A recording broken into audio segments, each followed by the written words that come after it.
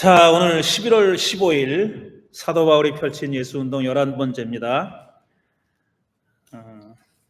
갈라디아서를 읽고 있는데 갈라디아서 5장, 오늘 갈라디아서 5장을 읽고 그 다음에 좀 빠른 속도로 읽고, 사실 5장에 재밌는 내용들이 많이 있어요. 얘기할 게 많이 있는데 가능한 한 좀 빨리 읽고, 오늘은 부록으로, 사실 부록인데 부록보다 이 본편보다 부록이 더 비중이 더 클 수도 있겠는데 루터하고 니체 얘기를 좀 해보겠습니다. 그렇게 루터의 사상 모두를 얘기하는 것도 아니고 니체의 사상 모두를 얘기하는 것도 아니고, 루터와 니체가 이 바울과 관련해서 조금 더 폭넓게 얘기하면은, 루터는 기독교인이고 종교 개혁자지만 니체는 정반대의 자리에 서 있는 사람인데, 그 사람이 기독교와 바울에 대해서 얘기한 게 있어요. 근데 니체는 이렇게 어떤 책이든지, 니체가 쓴 책이든지 어떤 이렇게 조직적으로 쓴 책이 아니에요. 책을 무슨 딱 머리에서 이렇게 구조로 딱 짜가지고 내가 주장할 게 있고 그거를 백업하는 무슨 증거를 갖다 대고 이렇게 학술적으로 썼다기보다는 굳이 비교하자면 예언자 스타일입니다. 그러니까 떠오르는 단상을 앞뒤 연결이 좀 부족한 상태에서 계속 그렇게 저작을 냈어요. 그러니까 니체가 기독교나 바울에 대해서 얘기한 내용도 한 책에 다 몰려 있는 게 아니라 여기저기 흩어져 있습니다. 그 중에서 특히 이제 바울에 대해서 굉장히 비판적인데, 바울에 대해서 어떻게 비판을 했는지, 근데 그런 니체의 생각을 우리는 어떻게 평가하고 읽어야 할지에 대해서 좀 얘기해 보겠습니다.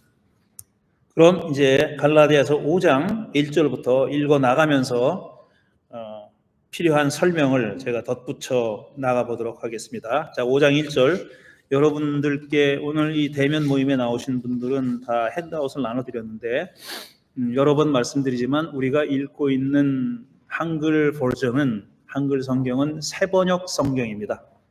새번역 성경. 그래도 최근에 번역된 성경이고, 현대어고, 그 다음에 이제 그 최근에 일어난 어떤 성서 해석의 내용들이 많이 반영되어 있는 그런 성경입니다. 그러니까 성경이 원어를, 이 신약이니까 그리스 원어를 그냥 글자 그대로 번역한 게 아니에요. 글자 그대로 번역한 게 아니라 그 내용이 어떤 뜻을 가지고 있다는 것을 이제 학자들의 연구를 반영해서 번역하는 건데, 가장 최근에 번역된 그런 성경 중에 하나고, 그러니까 우리가 새번역 성경을 읽고 있습니다. 물론 그렇다고 해도 이 새번역 성경이 뜻이 정확하지 않은 부분도 있습니다. 그래서 그런 제가 의문이 생길 때마다 영어 성경을 보든지 아니면 히라버 성경을 참고해서 제가 중간중간에 그런 설명도 좀 드리도록 하겠습니다. 자, 1절, 그리스도께서 우리를 해방시켜 주셔서 자유를 누리게 하셨습니다. 그러므로 굳게 서서 다시는 종살이의 멍에를 매지 마십시오. 그랬습니다. 여러 번 말씀드리지만 지금 우리는 바울이 갈라디아서나 로마서나 아니면 고린도서 같은 데서 그리스도교라는 종교가 어떤 종교인지, 그러니까 사상적으로, 이론적으로 어떤 종교인지를 설명하는데 포인트를 두고 있지 않습니다. 바울은 그런 사람이 아니에요. 쉽게 얘기하면 바울은 이론가는 아닙니다. 바울을 이론가라고 생각하는데, 왜냐하면 바울이 요즘식으로 말하면 상당히 가방끈이 길고 견문이 넓은 사람이에요. 자기 유대인의 어떤 그 정신세계, 신학에도 능숙하지만 이민 가서 살았던 사람이기 때문에 그리스, 로마 문명에도 상당히 조예가 있는 사람이에요. 그러니까 이론가라고 생각하기 쉬운데 그렇지 않습니다. 바울이 쓴 편지는 철저하게 실천적 관점에서 쓴 편지입니다. 이론도 실천을 하기 위한 이론이지 이론만을 위한 이론은 아니라는 말씀을 여러 번 드렸죠. 이제 5장, 4장에서부터 이미 얘기는 시작되지만 5장, 6장은 거의 전적으로 실천에 관한 얘기입니다. 그러니까 그리스도인의 삶이 어때야 되느냐, 교회 공동체의 삶이 어때야 되느냐, 어떤 실천을 해야 하느냐 하는 얘기를 하고 있는데, 제일 처음에 5장 1절에서 하는 얘기가 그리스도께서 우리를 해방시켜 주셔서 자유를 누리게 하셨습니다 그랬어요. 이 자유라는 말이 바울에게는 굉장히 중요한 말입니다. 이론적으로 중요한 말이 아니라 그리스도인의 삶에 있어서 중요한 거예요. 어디 얽매이고 종살이 하지 말아라, 자유롭게 살아라.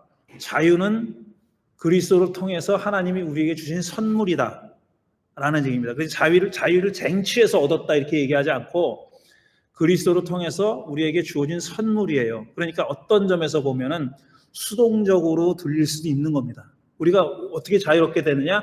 우리가 자유를 쟁취한 게 아니라 주어진 거다 이렇게 생각할 가능성이 많은데, 실제로는 그렇지 않다는 거예요. 왜냐하면 자유를 계속 누리기 위해서는 믿음을 가져야 돼요. 근데 그 믿음이라는 게 믿음을 유지해야 되는 거예요. 근데 믿음을 우리는 이 그리스 말로 피스티스라는 말입니다. 그리스 말로 우리 말로 번역된 믿음은 그리스 말로 피스티스라는 말을 번역한 건데, 그거를 흔히 영어 성경에서 faith라고 번역했어요. belief 혹은 faith. 그런데 피스티스가 가진 뜻을 faith나 이런 말이, belief라는 말이, 믿음이란 말이 다, 그러니까 그거보다 뜻이 넓어요. 피스티스가 그냥 일반적으로 faith나 믿음이나라는 말로 번역하기에는 그것보다 뜻이 더 다양하고 광범위한데, 그래서 어떤 사람들은 이 피스티스라는 말을 이렇게 번역하는 게 더 낫다. 영어로 faithfulness, F-A-U-L-N-E-S-S를 붙여가지고 faithfulness 혹은 loyalty, 충성심으로 번역하는 게 맞다라고 주장하는 사람이 있어요. 그게 맞는지 안 맞는지는 몰라도 그런 뜻이 피스티스라는 말 안에 포함되어 있어요. 그러니까 믿음이라는 게 뭐 주어진 것을 그냥 이렇게 동조하거나 동의하거나 I agree, 나는 거기에 동의해, 이런 수준이 아니에요. 그럼 자유를 누리게 됐다 그러잖아요. 그럼 자유를 계속 킵해야 되는 거예요. 자유를 킵하려면, 계속 유지하려면 페이스풀리스가 필요한 겁니다. 그러니까 신실함, 우리말로 하면 신실함 혹은 충성심이 필요한 거예요. 근데 그 충성심이라는 것은 예수라는 어떤 상전에 대한 충성심이 아니라 자기가 고백한 신앙에 대한 충성심, 그걸 계속 유지하겠다는, 그 다음에 계속 간직하겠다는 그런 의지가 피스티스라는 말 안에 다 들어있는 거예요. 그러니까 자유를 해방시켜 주셔서 자유를 누리게 됐다는 것을 수동적으로만 받아들여서는 안 된다는 말씀을 제가 드리는 겁니다. 흔히 불교는 자력 종교고, 이거 기독교인이 하는 말이에요. 불교에는 이런 말 안 합니다. 근데 기독교인들은 뭐라 그러냐면 기독교는 타력 종교, 그러니까 주어지는 거고, 불교는 내가 추구하는 거다 이렇게 얘기하잖아요.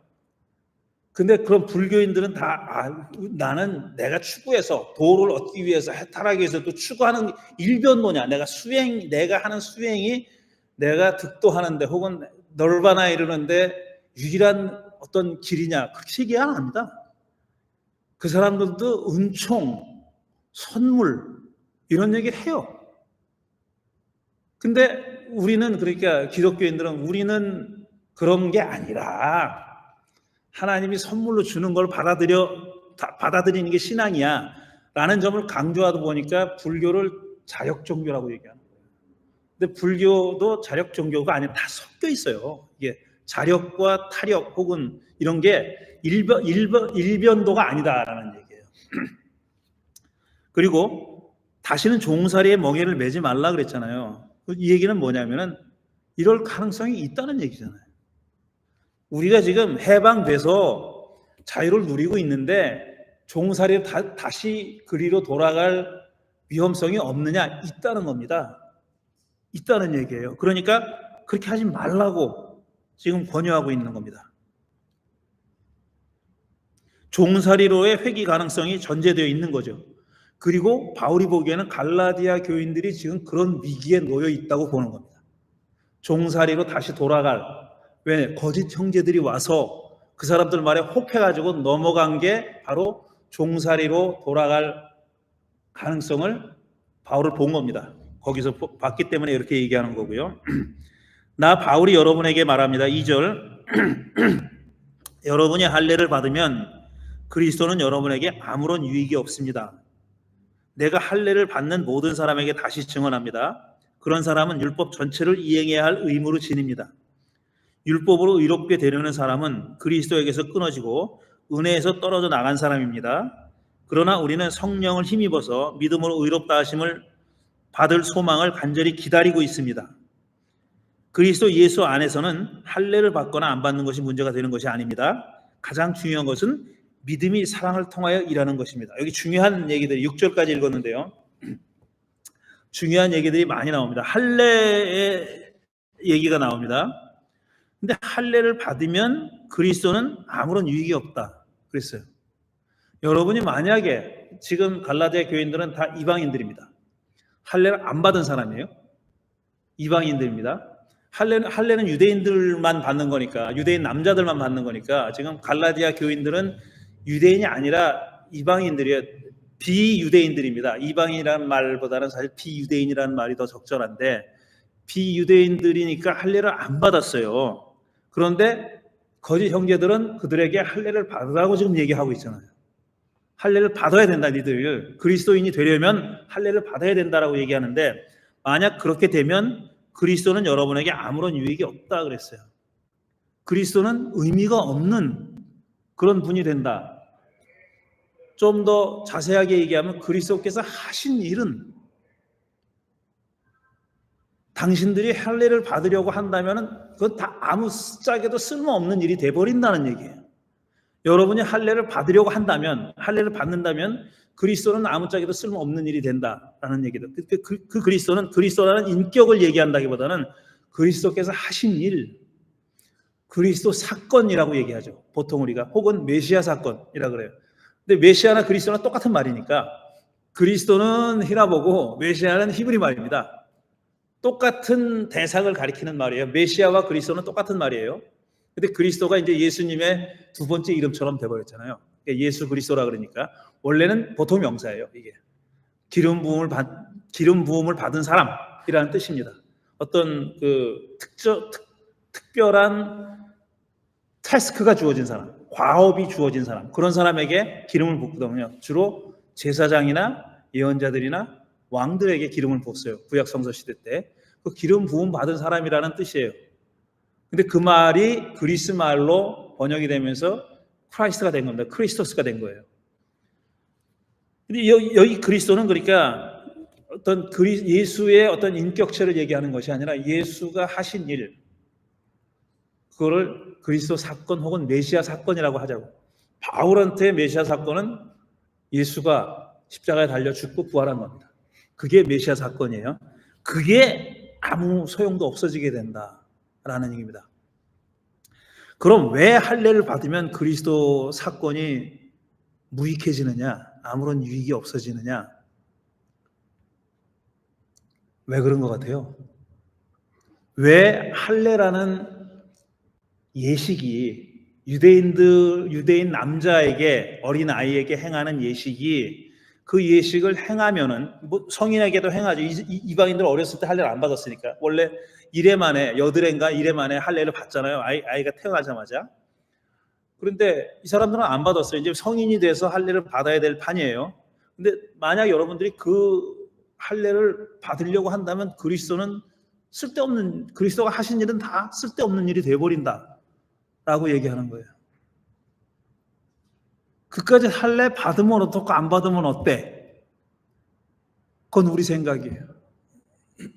우리 생각이에요. 바울은 그렇게 생각하지 않은 겁니다. 조금 더 읽어보겠습니다. 조금 더 읽어보면은 뜻이 좀 더 분명해지니까. 내가 할례를 받는 모든 사람에게 다시 증언합니다. 그런 사람은 율법 전체를 이행해야 할 의무를 지닙니다. 자, 할례를 받는다는 것과 율법을 지켜야 하는 것은 지금 연결되어 있어요.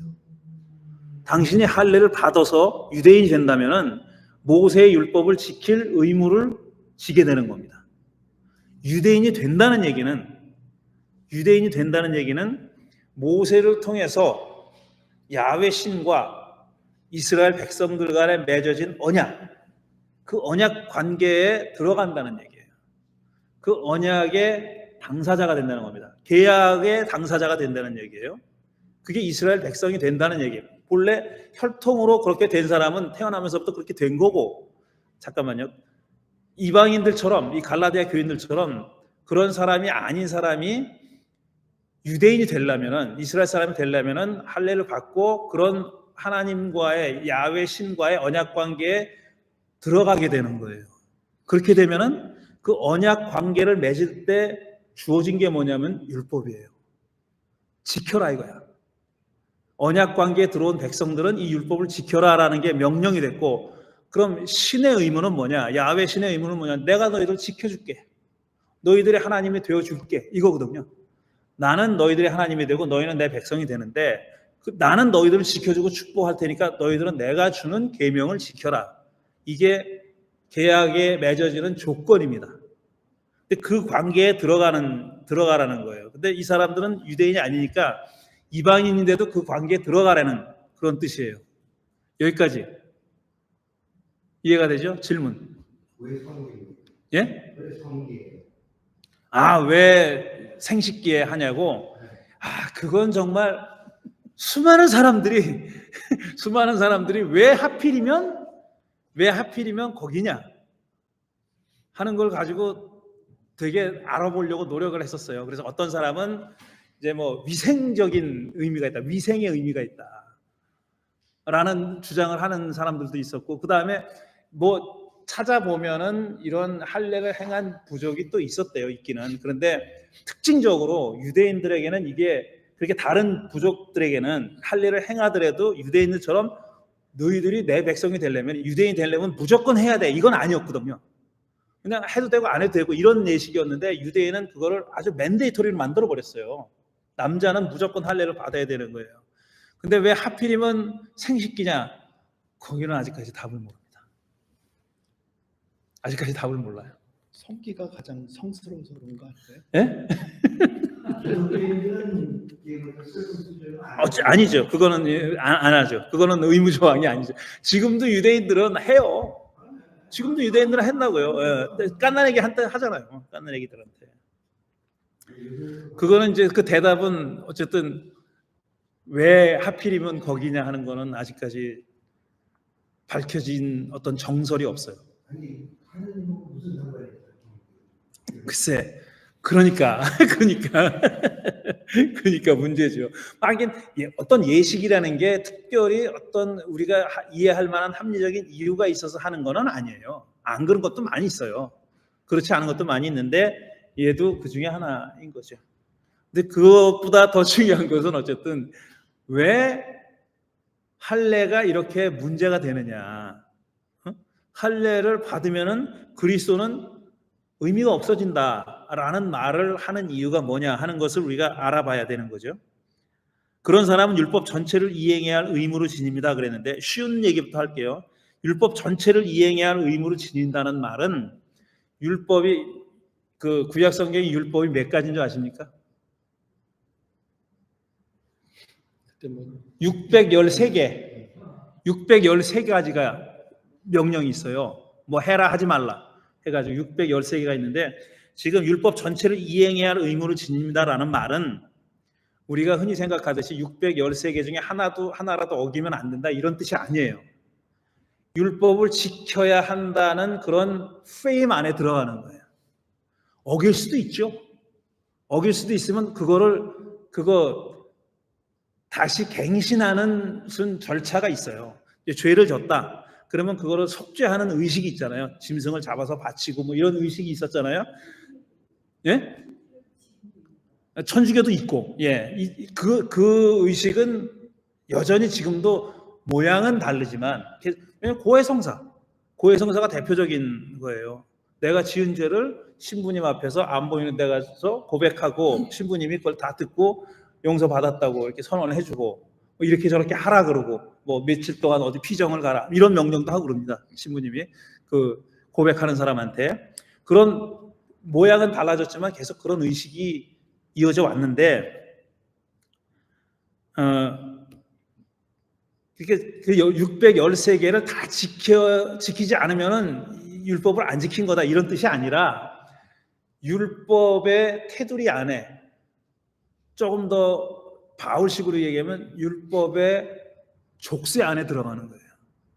그 족쇄라는 말은 분명히 부정적인 말이지만 율법을 지켜야 한다는 그런 의무감 혹은 프로이드식으로 얘기하면 강박을 받아들이는 거예요. 그 얘기하는 겁니다. 율법 전체를 이행해야 할 의무를 가지게 된다는 말은 그런 뜻이에요. 어길 수도 있어요. 하지만 그걸 다시 되돌리는 방법도 있는데 하나도 어기면 안 된다 이런 뜻이 아니라 그렇게 죄를 지으면 또 속죄하는 절차를 밟고 그 다음에 그런 짐을 지고 살아가야 된다라는 그런 의미로 얘기한 겁니다. 율법으로 의롭게 되려는 사람은 율법으로 정의롭게 되려는 사람은 그리스도에게서 끊어지고 은혜에게서 떨어져 나간 사람입니다. 이거보다 더 강한 말이 어디 있어요? 율법을 지키는 게 나쁜 일이 아니에요. 바울도 그렇게 얘기해요. 율법은 좋은 거고 율법을 또 지켜야 된다는 말도 합니다. 이 갈라디아서에서 해요. 그런데 그럼에도 불구하고 율법으로 의롭게 되려고 하는 사람은 율법을 통해서 정의로워지겠다고 하는 사람은 그리스도에게서 끊어지고 은혜에게서 떨어져 나간 사람입니다. 이렇게 강한 어조로 얘기합니다. 그러니까 이거는 either or예요. 너 이걸 할래? 이걸 할래요. both and가 아니야. 율법도 지키고 그리스도도 믿고 그거 가능하지 않다고 본 겁니다. 이 양반은. 그러니까 율법을 지키겠다고 율법을 통해서 정의롭게 되겠다는 그런 추구를 한다면은 너는 그리스도는 버린 거다 이렇게 얘기하는 거예요. 그리스도에게서 떨어져 나간 거다 라고 얘기하는 겁니다. 전혀 다른 길이에요. 그런데 우리가 여기서 잊지 말아야 할 것은 이 말을 듣는 대상이 이방인이라는 사실을 잊어버리면 안 돼요. 유대인한테 하는 얘기가 아니에요. 이방인들한테 하는 얘기예요. 그러니까 이방인들도 굳이 너희들 유대인 될 필요가 없어. 만약 유대인이 돼야 된다고 하는 거짓 형제들의 꼬임에 넘어가가지고 좋은 게 좋은 거지. 율법도 지키고 그리스도도 믿으면 되지. 이렇게 들어갔다가는 너는 그리스도에게서 끊어지고 은혜에서 떨어져 나가는 거다. 이렇게 얘기하는 겁니다. 아주 조금 오해의 소지가 있어도 이렇게밖에 말할 수 없는 게 그러니까 이방인들을 위한 구원의 길, 이방인들이 신 앞에서 하나님 앞에서 정의롭게 되는 길은 유대인들의 길과는 다르다는 얘기예요. 다른 길입니다. 유대인이 가는 길을 가려고 하지 말아라 라는 얘기를 하는 거예요. 왜? 그리스도 사건은 여러분들을 위해서 일어난 거니까. 여러분들이 그 길을 택하지 않아도 된다는 것을 보여주기 위해서 그리스도께서 메시아 사건을 일으키신 거다, 겪으신 거다라고 주장하는 겁니다. 그러나 우리는 성령을 힘입어서 여기 성령이 나오는데 여기서 성령은 율법에 반대되는 율법의 대척점에 있는 개념입니다. 율법을 통해서가 아니라 이제 성령을 통해서라는 얘기예요. 자, 이게 그러니까 율법은 아주 컨크리트한 거잖아요. 613개에 누가 읽어도 다 그렇게 해석할 수 있는 아주 문장으로 돼 있는 분명한 그런 규정이 있어요. 율법은 그래요. 613개라고 말하잖아요, 제가. 그러니까 너무나 분명한데 그럼 성령은 그런 게 없어요. 성령을 따라 산다든가 성령의 인도를 받는다든가 여기서 성령에 힘입는다든가 이런 표현을 했을 때 성령은 율법에 비하면 율법이 아직 그렇게 컨크리트한 거에 비하면 굉장히 추상적이죠. 우리가 성령을 규정할 수가 없어요. 율법은 규정이 돼 있잖아요. 뭐 하지 마, 뭐 해 이렇게 돼 있잖아요. 그걸 그냥 팔로우 하면 되는 거예요. 따라가면 되는데 성령은 그렇지 않아요. 근데 성령을 따라서 살으라 그러지. 또 성령을 힘입어서 살라 그러지. 그리고 또 얘기하는데 성령을 따라 사는 삶이 자유로운 삶이라고 얘기해요. 크리스찬들이 살아야 할 삶은 성령을 따라서 자유롭게 사는 거예요. 어떻게 사는 게 성령을 따라서 자유롭게 사는 거냐? 거기에 대해서는 그 어느 누구도 이게 옳다라고 얘기하지 않아요.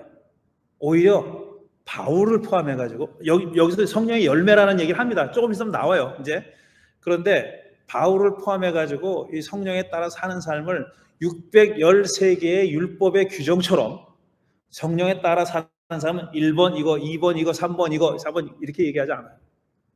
그리고 성령의 9가지 열매도 매우 추상적입니다. 뭐에 비하면? 율법에 비하면. 사랑, 온유, 절제 뭐 이런 거 있잖아요. 조금 있으면 나오는 건데 그게 얼마나 추상적인 추상 명사들입니다. 죄다 다. 율법은 구상 명사 문장으로 되어 있지만 그러니까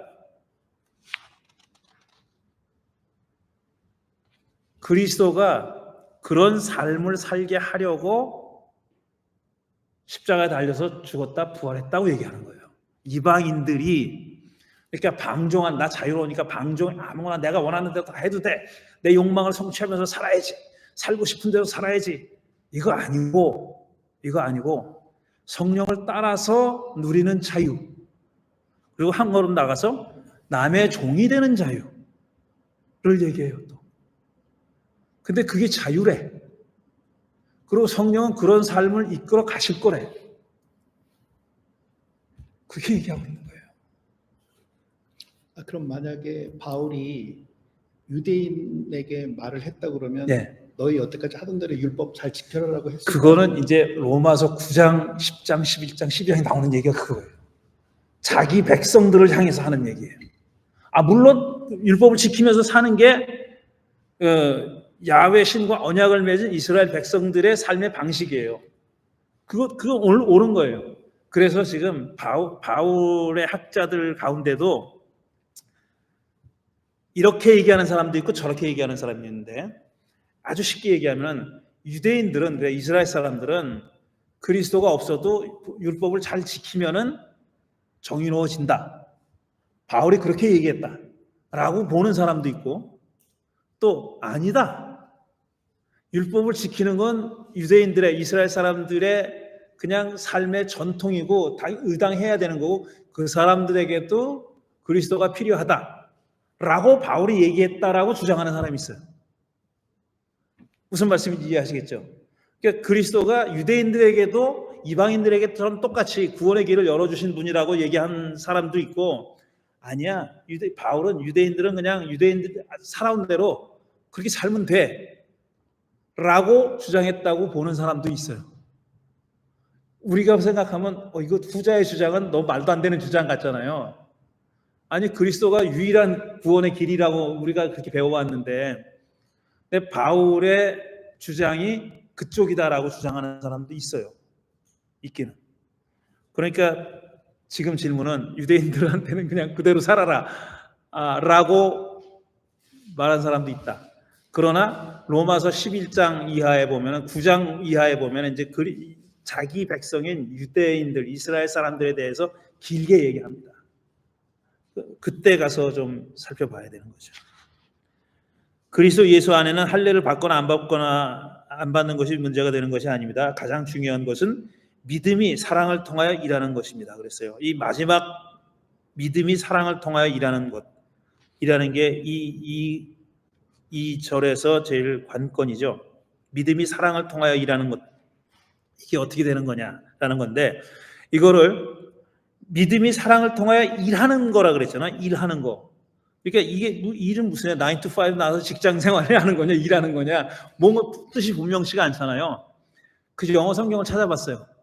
그때 영어 성경 뭐라 되어 있냐면 대부분의 영어 버전이 faith, working through love 이렇게 되어 있어요. 그러니까 사랑을 통하여 working하는 믿음이라고 되어 있어요. 이게 working이란 말이 그래도 여전히 뜻이 불분명하잖아요. 일한다는 게 아니 사랑을 통하여 일을 한다는 게 무슨 말인가? 사랑을 통해서 일하는 게 무슨 말인가? 구제를 하라는 얘기인가? 자선을 행하라는 얘기인가? 뭔가 불분명하잖아요. 그런데 그래서 그리스 성경을 찾아보니까 그리스 성경에도 그 단어가 제가 적어오진 않았는데 그 단어의 첫 번째 뜻이 working이에요. working이라는 말이 있어요. 그런데 두 번째 뜻에 보니까 effective라고 돼 있어요. effective. 그러니까 사랑을 통하여 효율적이 되는 그런 믿음. 그러니까 믿음이 뭐를 통해서 이렇게 발현되느냐, 이펙티브해지느냐 하면은 사랑을 통해서 이펙티브해진다는 거예요. 그러니까 믿음이라는 게 이게 워킹이라는 게 무슨 일하고 구제하고 어떤 구체적인 행위를 얘기하는 게 아니라 믿음이라는 게 뭐를 통해서 발현되고 표현되고 하느냐 하면은 사랑을 통해서 표현된다 이런 뜻입니다. 이 문장의 뜻은 그거예요. 그런데 그럼 어떻게 하는 게 그렇게 되는 거냐?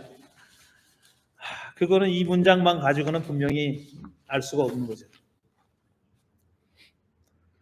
아니 근데 우리 옛날 유교에서도 이기 이론론, 이기 이론을 할 때 예, 본질은 이고 겉으로 발현되는 건 기다라고 예, 그러잖아요. 예. 그거랑 거의 비슷한 느낌으로 저는 들리는데. 아, 그러니까 믿음이라는 게 아무리 속에 있어봤자 겉으로 드러나는 방식은 예. 직접적인 게 아니고 사랑으로서 표현이 되니까 그렇게 해석할 수 있지 않을까요? 아니 그렇게 생각할 수 있는데 그러니까 그런 믿음이 사랑만을 통해서 표현된다고는 볼 수 없잖아요. 다른 어떤 경로를 통해서도 뭐 표현되는 근데 거죠. 그러니까 이 이론론 같지는 않다 이거죠. 이 둘이 1대1로 대응하는 건 아니다. 사랑이 제일 이펙티브 그런 거예요. 예, 예. 그러면 딴게 어떤 게 있어요? 그러니까 제가 그러니까 제가 그 얘기를 하는 거죠. 그러니까 믿음이 있으면 뭐 해야지 안 되겠어요? 아니 믿음이 없어도 사랑을 이펙티브하게 할 수는 있잖아요. 그러니까 정말 그럴까요? 여기서 얘기하는 믿음이라는 거는 아까 얘기했듯이 그리스도와 관련이 있는 메시아 사건과 관련이 있는 믿음이고 거기에 대한 충실성, 충성 이런 거를 얘기하는 건데 그거가 있는 사람만 사랑하는 건 아니잖아요. 그런데 지금 그걸 얘기하는 게 아니라 아니 보통 예수가 사랑이라고 그러잖아요. 예수 믿는 사람들이 예수는 사랑이라고. 예수를 사랑이라고는 얘기하지만 둘을 이퀄로 보지는 않죠. 예수는 곧 사랑이다 라고 하지는 않죠. 그렇게 생각하지는 않죠. 관련은 돼 있지만 이퀄이라고 생각하지는 않잖아요. 예수는 곧 사랑이다. 아니 그거에 반대하는 게 아니라 불교 같은 데도 동양사관에서 to be one with the universe. to be one with chaos theory 같은 거라든지 그런 거 to be one with 하나가 되는 거. singular 같은 게 그런 게 있잖아. 예. 네, singular이가 있으면 뭐가 하나가 된다고 그러면 이 무슨 뭐 가스믹 유니버설 우주적인 의식을 갖다가 만약에 누가 리치를 했다고 그러면 you become one with. 예. 무슨 말씀인지 알겠는데 불교에서는 그렇게 얘기하는데 누가 좋다 어느 편이 좋다 나쁘다 이런 쪽이 아니라 그리스도교에서는 예를 들어 절대자와 하나가 된다라든가 그걸 이퀄로 되고 뭐 이렇게는 생각하지 않아요. 예, 그렇게는 생각하지 않아요.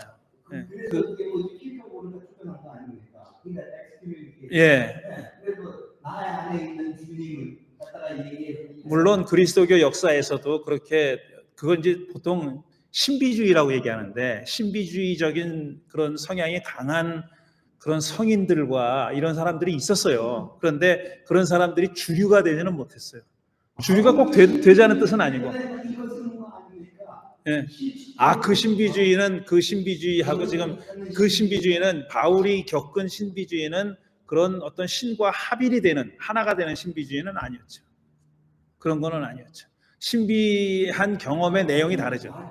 신비주의라는 거는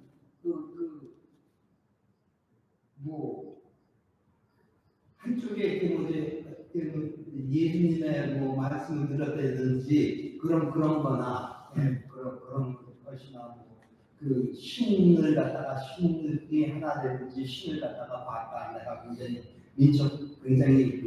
그런 클로즈한 릴레이션십을 갖다가 받는 것도 신비주의 아니에요? 그렇죠. 예. 그렇죠. 근데 그런 어떤 인카운터 하는 경험을 얘기하는 거지. 예? 은총을 받는 것도 신비주의 주의 안에서 그렇죠. 근데 이제 합일이라고 얘기하시니까. 근데 예를 들어 불교 같은 데 얘기하는 하나가 된다라는 그런 개념은 그리스도교에서는 그렇게 강하지 않다는 얘기하는 거예요. 물론 그런 브랜치가 있었어요. 그런 브랜치가 있었고 그건 이제 신비주의 어떤 미스티시즘이라고 신비주의적인 기독교의 어떤 흐름이 있긴 있는데 그게 이제 어떤 본류라고나 할까 메인 스트림은 아니었다는 거죠.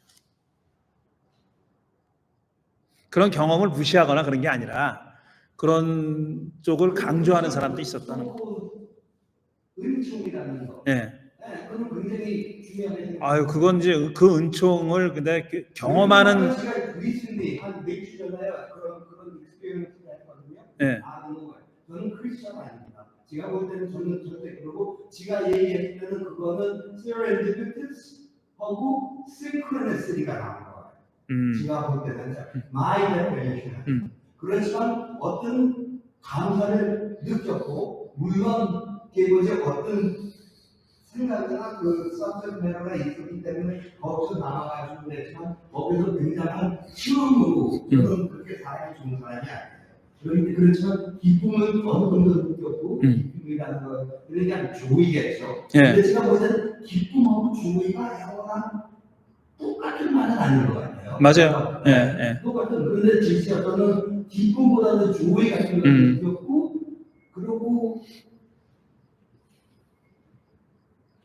그 감사, 고마움, 정말 이거는 뭐 이렇게 뭐 그냥 감사 그런 게 아니고 이 하트에서 막 여기서부터 그냥 올라오는 밑바닥에서부터 올라오는 예.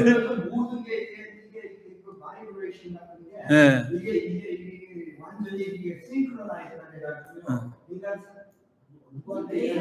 그러니까 아주 미스틱한 경험이죠, 그거는. 예. 대상이 있죠. 물론 대상이 있죠. 왜 그러냐면 그거는 불교에서 얘기하는 거는 그거는 그 연기법이 있으니까 이것이 있으니까 저것이 어떻게 그렇지만 이것은 굉장히 스판테니어스한 예. 거고 그런 빛이 보이면서 완전히 약 먹은 것 같이 약 먹은 것보다 좋은 것 같이 운동하고 있었는데 아니 그 무슨 말씀인지 알겠는데 그런 경험이 중요하죠. 중요하고 또 느닷없이 그런 경험을 하는 경우도 있고 뭐 기대하지 않았는데 그걸 내가 그거 추구해서 얻어지는 게 아니라 전혀 아니잖아요. 느닷없이. 예. 예. 예. 예. 예. 그거를 이제 성령이 그런 거와 관련이 있어요. 그거를 표현하는 기독교적인 용어가 성령인데 성령이 제 얘기는 그런 방식으로만 나타나는 건 아니고 바울이 여기서 성령을 얘기했을 때 그런 경험을 얘기하는 건 아니다라는 거예요. 그 경험이 틀렸다라는 게 아니라 바울이 여기 얘기했을 때는 어떤 그 황홀경 엑스타시 같은 경험이 아니라 이렇게 정신을 차리고 제대로 살면서 느끼는 어떤 그런 걸 얘기하는 거예요. 뭐라고 얘기하지? 이거는 뭐 이렇게 가져가지고 그런 것도 아니고 굉장히 뚜렷하고요. 모든 게 이게 무슨 말씀인지 알겠습니다. 예. 예. 어떤 사람은 말씀을 이렇게 마지막으로 이렇게 딱 봤을 때 어떤 젊은 애가 있었어요. 예. 16 years old. 굉장히 미소냐. 딱 맞췄는데도 우리 두 분이 딱 맞았는데 그 찰나 그러면서 같은 스마일 이렇게 딱 나왔는데 이건 very joyful. 기쁨이 그게 기쁨이라고 하지. 그거는 제가 여태까지 뭐 느껴보지 못한. 아이고. 네. 아주 좋은 경험하셨어요. 것도 아니고. 예. 이거는 제가 뭐 내가 잘나도 지금 얘기하는 것도 아니고 내가 이거 아니 그게 그러니까 그런 어떤 경험도 이제 비슷한 경험을 해도 그 사람의 살아온 배경이나 이런 것에 달라서 그런 경험을 표현하는 방식이 달라요. 다르니까 지금 리차드님이 말씀하신 거랑 예를 들어서 크리스찬이 비슷한 경험을 했으면 크리스찬이 설명하는 방식이 있고 또 경험하는 방식도 내가 아직까지 살아온 거가 영향을 준단 말이에요. 그러니까 다르게 경험하는데 그거를 이제 우리 같으면 그리스도인 같으면 이제 성령을 통해서 어떤 경험을 했다고 얘기하는 거고, 그다음에 리차드님 같은 경우는 그게 아니니까 이제 리차드 씨의 경험, 아직까지 살아온 경험이나 이런 추구해온 가치와 연동시켜 가지고 그 경험을 설명하는 거예요.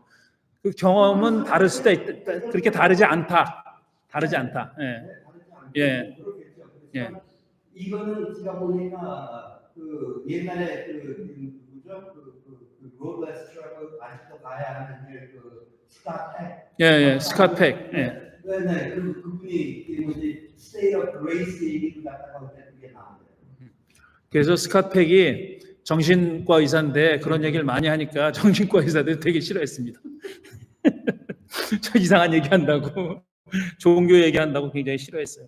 진도 좀 나가겠습니다. 왜냐하면은 이렇게 가다가는 루터 무슨 운동이었는지 좀 여쭤봐도 될까요?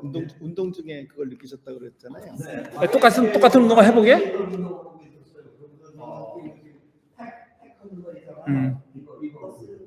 보통 운동을 열심히 하다 보면 하이 느껴지고 이제 도파민 과다 분비 같은 거 되면서 갑자기 막 그러고 하는데 그런 이렇게 신비한 경험을 합리적으로 설명해 보고자 하는 사람도 있습니다. 자, 7절 나갑니다. 여러분은 지금까지 잘 달려왔습니다. 그런데 누가 여러분을 가로막아서 진리를 따르지 못하게 하였습니까? 그 거짓 형제들 얘기를 하는 겁니다. 그런 꾀임은 여러분을 부르신 분에게서 나온 것이 아닙니다. 바울도 굉장히 아주 확고해요. 니들은 거짓이야. 내가 진짜야. 이렇게 얘기하고 있습니다. 이거를 보는 사람마다 달리 볼 수 있는 거. 이거 너무 독단적이지 않느냐 이렇게 볼 수도 있는 거고. 근데 아직까지 뭐 어떻게 교회에서는 어떻게 해석하느냐? 바울이 옳으니까. 왜 바울이 옳으냐? 바울이니까. 그렇게 해석해 봤거든요. 그러니까 바울에 반대되는 사람들은 다 틀렸다고 생각하는데 그런 생각은 이제 버릴 때도 됐다고 생각하는 겁니다. 바울이 옳다고 하면은 어떤 점에서 옳았고 또 바울이 어떤 문제점을 가지고 있었느냐 하는 것은 우리가 살펴볼 필요가 있다. 제가 이렇게 얘기하면은요, 니까 너희 뭔데 성경을 저렇게 네 멋대로 네 잘 가지고 뭐 옳다 그러다 얘기하느냐, 그런 얘기 많이 합니다. 특히 목사들이 많이 하는데 다들 그렇게 하고 살아요. 그렇게 말하는 사람도 자기 잣대를 가지고 보는 거예요. 성경이 그렇게 얘기해서가 아니라 자기가 성경은 그렇게 얘기한다고 믿기 때문에 그 잣대를 가지고 보는 거예요. 여러분들은 안 그러시겠지만 자기 잣대를 성경의 잣대라고 자꾸 쉽게 얘기하지 말자 이거예요. 바울도 자기가 얘기하는, 바울은 지금 그렇게 얘기했는데 그럼 바울이 허점이 없고 문제가 없느냐? 아닙니다. 그건 아니에요. 지난번에도 얘기했지만 구약 성경을 인용하는데 잘못 인용하고 이상하게 해석하고 그런 거 있어요. 뭐 하갈과 뭐 이스마엘 얘기하는 것도 맥락이 전혀 맞지 않습니다. 근데 뭘 얘기하고자 하는 게 있으니까 예를 들려고 들은 건데 그 예가 사실은 적절치 않은 예예요. 그런 경우가 얼마든지 있다는 거고, 적은 누룩이 반죽 전체를 부풀게 합니다. 그러니까 아주 누룩이라도 그런 걸 허용하면은 이렇게 반죽이 부풀어지듯이 결말은 우리가 익스펙트 했던 것보다, 기대했던 것보다 훨씬 다른 과도하게 크게 나타날 수도 있다라는 얘기했습니다. 저는 이 누룩 얘기를 하는 걸 보고 누룩을 주로 다루는 사람은 여자들이잖아요. 음식할 때 왜 누룩을 썼을까? 이 청중들 중에 여자가 많았나? 하는 생각도 해봤습니다. 10절, 나는 여러분이 다른 생각을 조금 더 품지 않으리라는 것을 주님 안에서 확신합니다. 그럼 이렇게 성낼 필요가 없죠. 그런데 그렇게 하잖아요. 그러나 여러분을 교란시키는 사람은 누구든지 심판을 받을 것입니다. 뭐 이런 말 쉽게 하면 안 되잖아요. 우리 사회생활 하면서 당신 심판받을 거야 이런 얘기 안 하잖아요. 근데 바울은 막 합니다. 21세기가 아니니까, 이때는 1세기 사람이니까. 형제 자매 여러분, 내가 아직도 할례를 전한다면 어째 아직도 박해를 받겠습니까? 이게 참 관건이 되는 기준인데, 지금 바울이 이 말이 사실이라면 바울은 박해를 받고 있어요. 누군지는 모르겠어요. 근데 자기는 지금 박해를 받고 왕따를 당하고 있어요. 적어도 왕따. 아니면 그거보다 더 적극적인 따돌림이나 박해 이런 거를 손찌검까지는 아닌데 손가락질 당하고 하고 있다는 거예요. 그렇게 하고 있대요. 그런데 내가 그걸 피하는 길을 몰라서 안 피하는 게 아니다.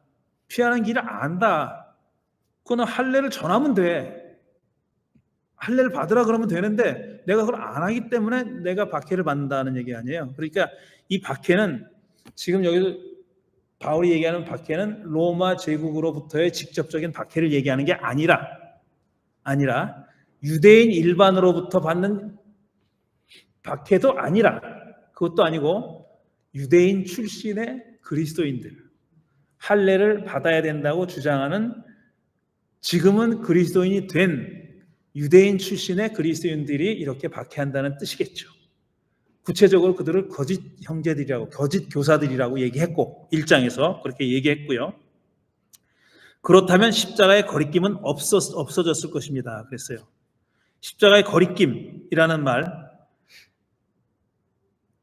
우리말 다른 성경은 걸림돌이라고 번역했습니다. 걸림돌이라고 번역했고 그 다음에 영어 성경에서는 offense 혹은 obstacle이라고 돼 있어요. 이런 말로 그러니까 방해가 된다는 거예요. 십자가의 거리낌은 없어졌을 것입니다. 그러니까 십자가가 사람들한테 지금 방해가 되고 있다는 거예요. 십자가가 사람들한테 방해가 되고 있는데 만약에 할례를 전한다면은 십자가가 방해가 되는 일은 없었을 것입니다. 라는 거예요. 그러니까 십자가 사건이라는 것은 메시아 사건이라는 것은 이방인들에게 할례를 반드시 줘야 한다는 주장하는 사람한테는 엄청나게 방해가 되는 거예요. 또 거꾸로 이 십자가 사건을 주장하는 바울 같은 사람에게는 할례를 받아야 된다고 주장하는 사람들이 거리낌 방해가 되는 거예요.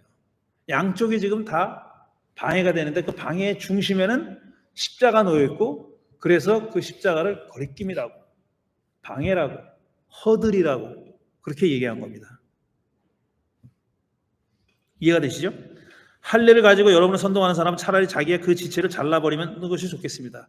아까 리차드 씨가 말씀하신 왜 하필이면 거기냐 그랬잖아요. 할례를 왜 하필이면 거기냐 그랬는데 이 바울이 얼마나 정말 짜증이 나면 이렇게 얘기했어요. 야 그거 차라리 잘라버려 그렇게 얘기한 겁니다. 그래서 이게 학자들이 또 밥 먹고 뭔가 해야 되잖아요. 그러니까 야 이게 진심이냐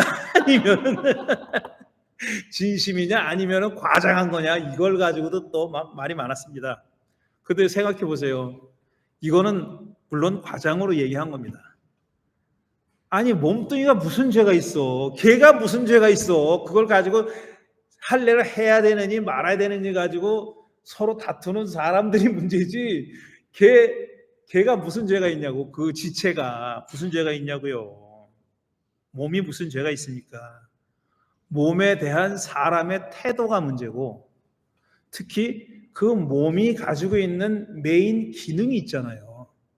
기능과는 별개로 할례라는 것은 그 지체가 가지고 있는 하나님이 창조하신 지체의 몸에 그 지체가 할 일이 있잖아요. 근데 거기다 대고 할례를 행하면서 해도 되느니 말아야 되느니 이거 가지고 싸움이 붙은 거예요. 그러니까 사실 따지고 보면은 우리가 창세기를 믿는 사람이라면 유대인 기독교인 포함해가지고 하나님이 우리 사람의 몸을 이렇게 창조하셨고 당신의 형상대로 모습대로 창조하셨다. 그렇게 믿는 사람을 소중하게 창조하셨다고 믿는 사람은 그리고 바울의 말대로 모든 지체가 다 소중하다. 고린도서에서 그렇게 얘기합니다. 야 손이 발더러 너까지 넣으면 필요 없어 이렇게 말 못한다. 손은 손에 일이 있고 발은 발에 일이 있고 다 그게 합력해서 사람의 몸이 이루어지는 것 아니냐 그렇게 얘기했잖아요. 그러니까 하나도 소중하고 소중하지 않은 부분이 없다는 겁니다. 왜 그러냐 하면은 각각의 기능이 따로 있고 그 기능들이 모여서 몸 전체가 돌아가는 거잖아요. 근데 지금 한 지체를 두고 사람들이 이렇게 갈라지고 싸우고 하는 거예요. 그 지체의 본연의 기능과는 무관하게. 이게 그러니까 일종의 문화라는 게 우리 인간의 문화라는 게 물론 좋은 점이 있어요. 그리고 문화적인 어떤 그 절차나 이런 게 도움이 되는 우리 인간이 살아가는데 도움이 되는 그런 측면이 분명히 있는데 또 반대로 이런 역기능도 있는 거라는 겁니다. 몸이 무슨 죄가 있어요? 참고로 제가 예, 챗GPT한테 아까 선생님 질문하신 걸 예, 물어봤습니다. 찾아봤어요? 네, 이거 아시다시피 챗GPT는 우리 인류가 만들어낸 모든 문서를 다 섭렵한 도구잖아요. 얘 답은 네 가지 측면에서 답을 하는데 그 중에 종교적인 것만 얘기하자면 유대교는 결국 하나님과 인간의 약속을 한 건데 하나님께서 너에게 후손을 번창시켜주겠다고 생육하고 말했는데, 번성하라. 예, 그것을 그 약속의 표식을 남기기에 가장 적합한 곳이 그곳이다라고 설명을 하고 있습니다. 그렇게 설명하는 학자들이 많이 있어요, 실제로. 근데 그럴듯한 것 같아요. 왜냐하면 생육하고 번성하라는 그게 창세기 1장에 나오는 사람을 남자와 여자로 만들고 나서 처음으로 첫 인간에게 한 명령이에요. 생육하고 번성하고 땅을 차지하고 정복해라. 이런 명령을 하거든요. 창세기 1장 28절인가에 있어요. 그러니까 그렇게 하려면은 결국은 그 지체의 기능이 중요하니까 거기다가 표를 만들었다. 그렇게 설명하는 사람이 있습니다. 토템이라고 보기엔 좀 그렇죠. 토템은 뭔가 이제 자기 몸 아니 다른 거를 좀 믿고 그런 건데 제 생각에 우리가 보통 어떤 약속을 하면 그 증표를 교환하거나 하잖아요. 나중에 하나님께 하나님 이거 하면서 보여주는 거죠. 뭐 그런 의미가 될 수도 있고 늘 자기 리마인드도 할 수 있고. 기본적으로 상징이겠죠. 토템이요?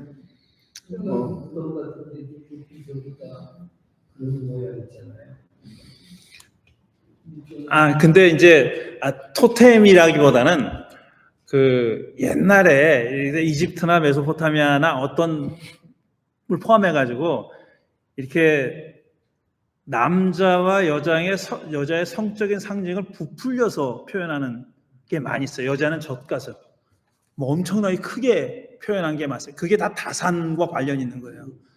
생육하고 번성, 남자는 남자의 성기를 굉장히 과장해서 표현하거든요.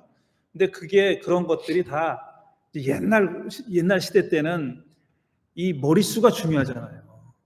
사람을 많이 낳아야 돼. 그 다산이 축복이에요. 많이 난 자손이 많은 사람들이 복을 많이 받은 신으로부터 복을 많이 받은 사람이고 그러려면 그 기능이 여자는 이제 키워야 되니까 전맥에서 키워야 되니까 그렇게 되는 거고 남자는 그게 거대 해를 많이 난다고 생각했으니까 그렇게 해서 많이 표현돼 있어요. 죄송합니다. 하나밖에 못 났습니다. 아니 뭐 말을 아니 그렇게 내 얘기가 아니라 나의 주장이 아니라 그렇게 표현돼 있다고 이거 팩트를 얘기한 겁니다. 팩트를. 아니.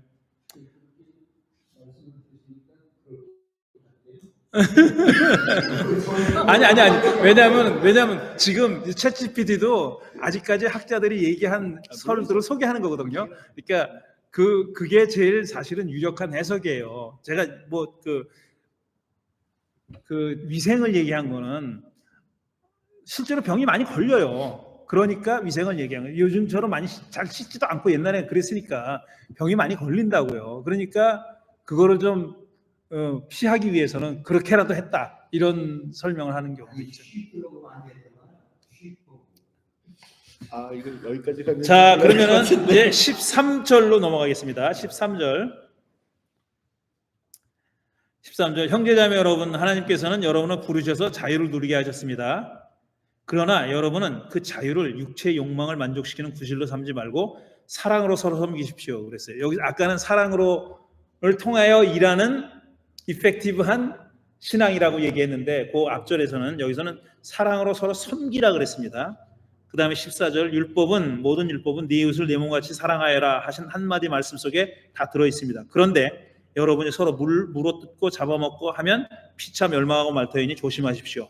이렇게 얘기했어요. 자, 13절을 보면은 하나님이 여러분을 부르셔서 자유를 누리게 하셨다 그랬어요.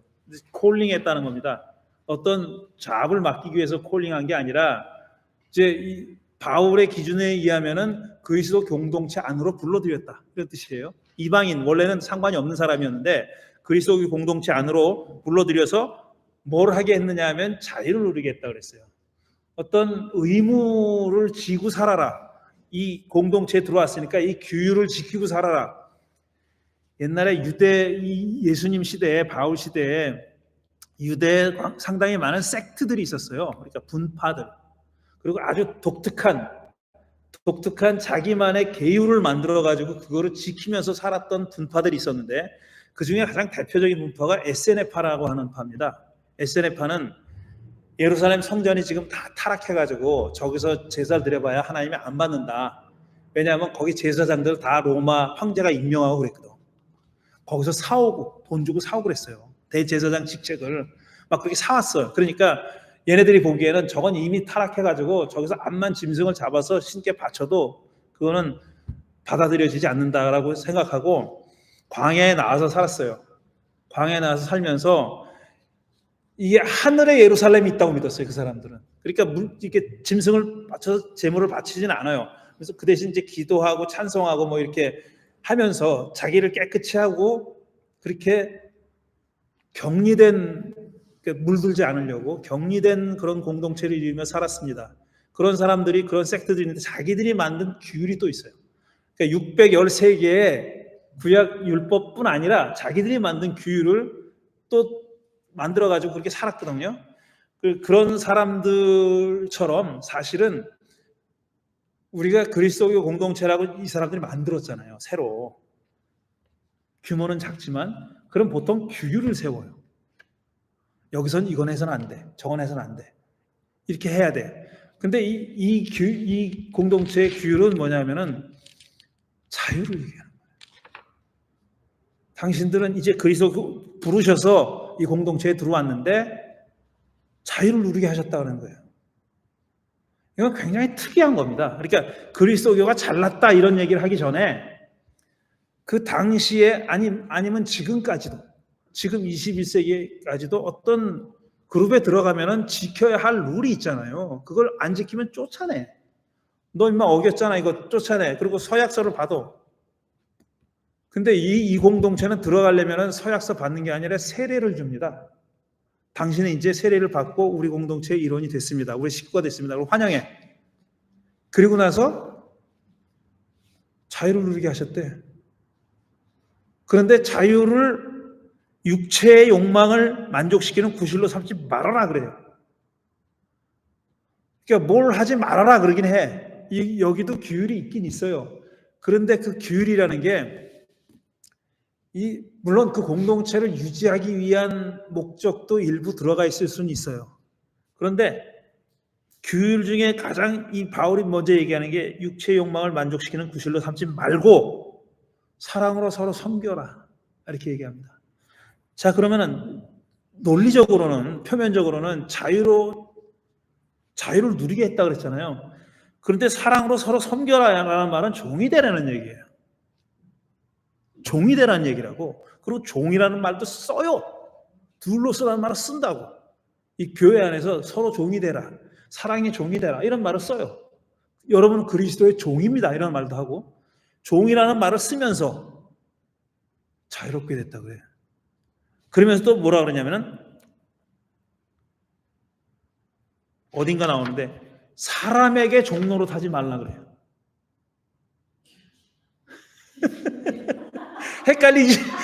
원래 헷갈려야 맞는 겁니다, 이게.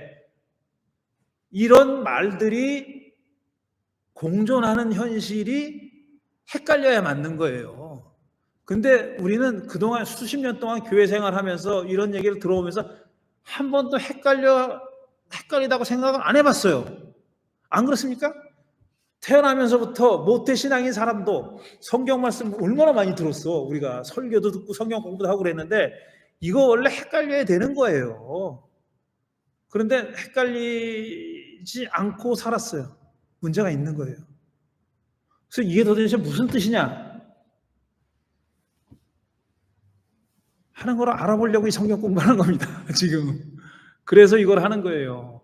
왜 서로 종노릇하라 그러면서 자유로워지라 그러면서 육신의 욕정 따라 살지 말라는 말은 또 왜 들어가느냐? 성령에 따라 살라 그러고 육신의 욕정에 따라 사는 거랑 반대편에 서 있는 것은 성령에 따라 사는 거예요. 그 둘은 상대적인 겁니다. 서로 반대되는 거예요. 근데 두 말이 다 같이 들어있고 그 다음에 자유인이 되라는 말과 종이 되라는 말이 동시에 들어있어요. 그러면 또 사람에게 종노릇하지 말래. 그리스도 안에서 자유인은 종이고 종은 자유인이래 또.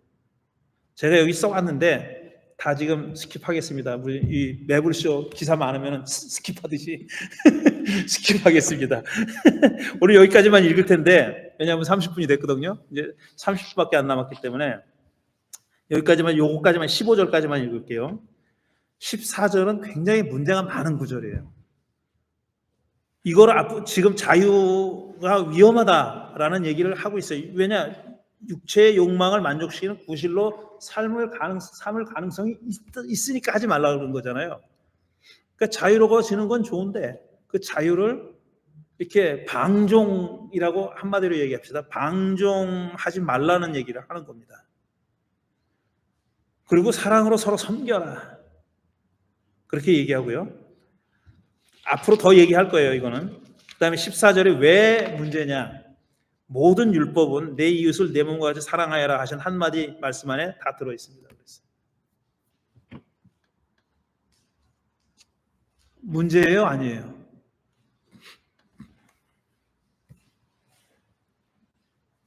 희복씨, 이상하지 않아요?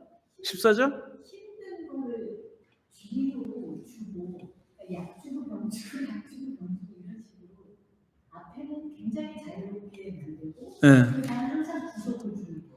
아니 근데 그거는 그렇게 보기보다는 자유는 기본적으로 깔려 있어요. 기본적으로 마음대로 해도 되는 거야. 마음대로 해도 되는 거야. 그러나 마음대로 해도 되는데 자기가 규율을 세우는 거예요. 이거는 남이 규율을 나한테 부과하는 게 아니라 자기가 규율을 세우는 거예요. 육체의 욕망을 만족시키는 구실로 삼지 말라. 육체의 욕망이라는 게 나한테 강제되는 게 아니에요. 그건 내 안에서 생기는 거예요. 근데 그거를 내가 자유로우면서 누구의 강제를 받지도 않으면서 이런 욕망을 조절할 수 있는, 저는 이렇게밖에는 표현을 못 하겠어요. 이 얘기를. 어려워요. 모든 것이 다 자유로워. 내가 할 수 있어요. 그런데 금령이라는 것을, 금지를 누가 밖에서 나한테 이거 하지 마. 뭐 공동체의 규율이라도 좋고 하나님이 주신 명령이라도 좋고 뭐가 돼도 좋아요. 내 바깥에서부터 나에게 부과되는, 강제되는 어떤 제한, 이게 아니라 그런 게 다 없어도 내 안에서 솟아나오는 이런 자기 규율이라는 말이 좀 딱딱하긴 한데 내가 그거 할 수 있는데 근데 그게 뭐가 있어야지 그게 안 하게 되잖아요. 그걸 바울은 성령이라고 얘기하는 거예요. 뭐가 있어야 성령이라고 얘기하는 거예요.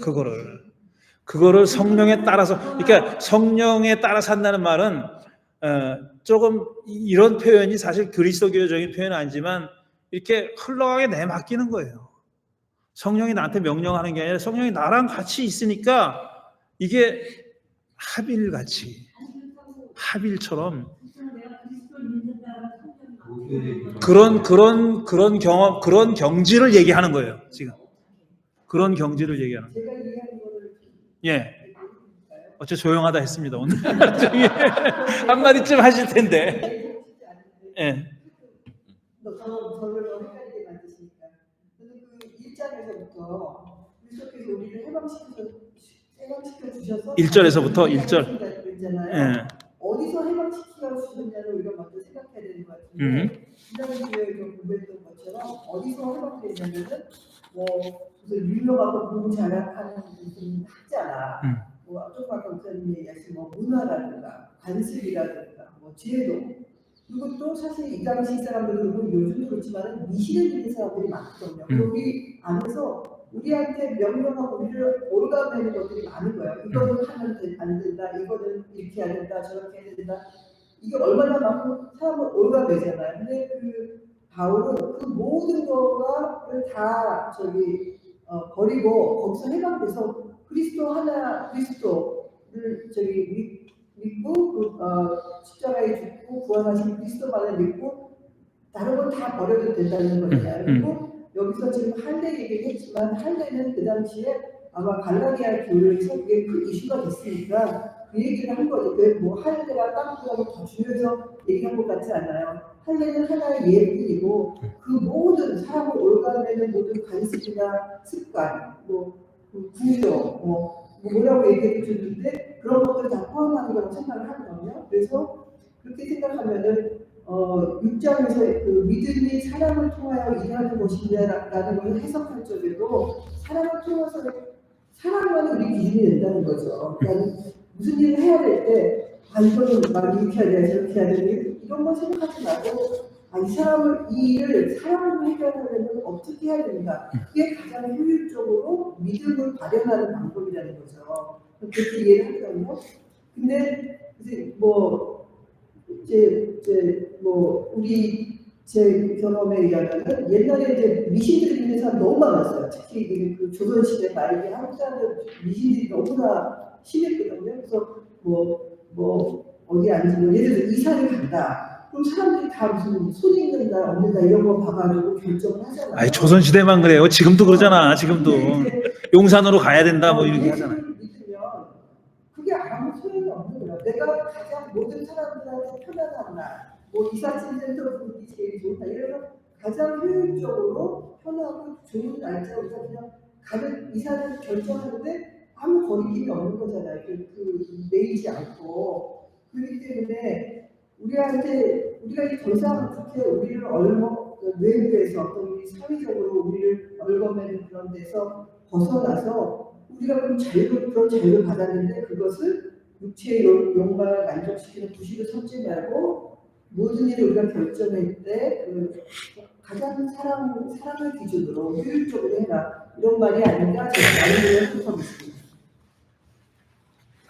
저는 한 80% 이상 동의합니다.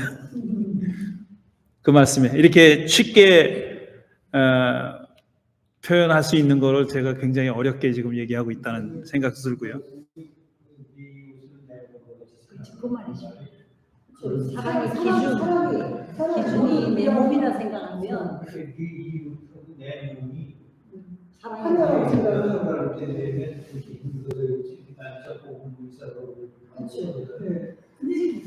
근데 14절이 문제라고 제가 질문한 거는 그런 뜻은 아니고 왜 14절이 문제라고 얘기하냐면은 자 복음서에도 나오잖아요.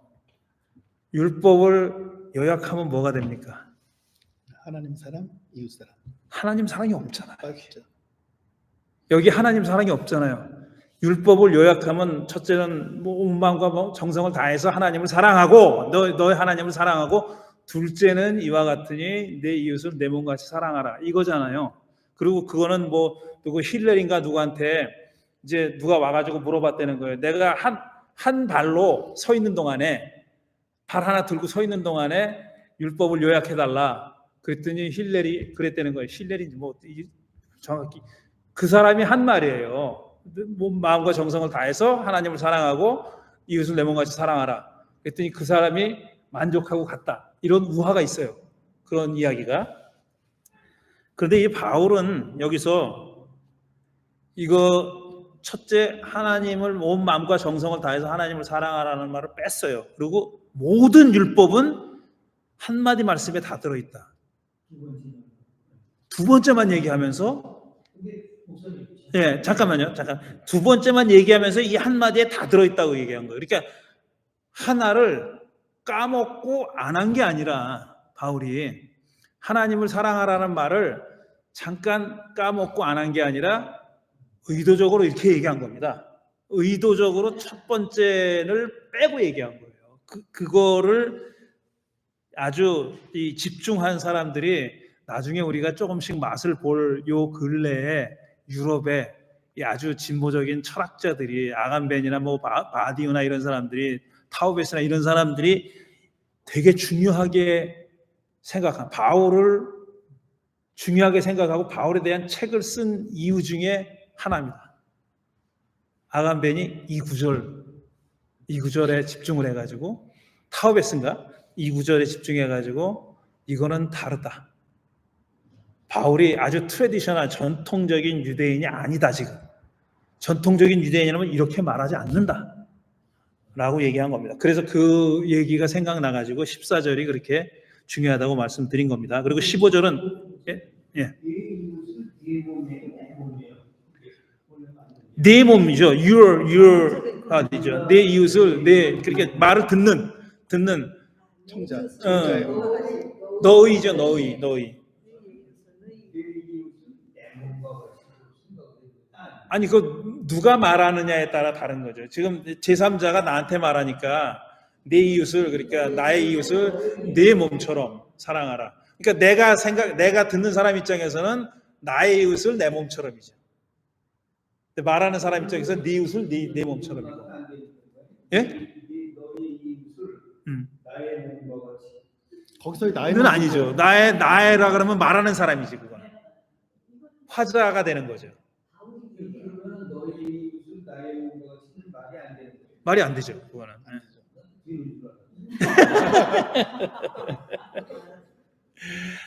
그 다음에 15절까지만 하고 이제 넘어갈 텐데, 여러분이 서로 물어뜯고 잡아먹고 하면 피차 멸망할 터이니 조심하십시오 그랬어요.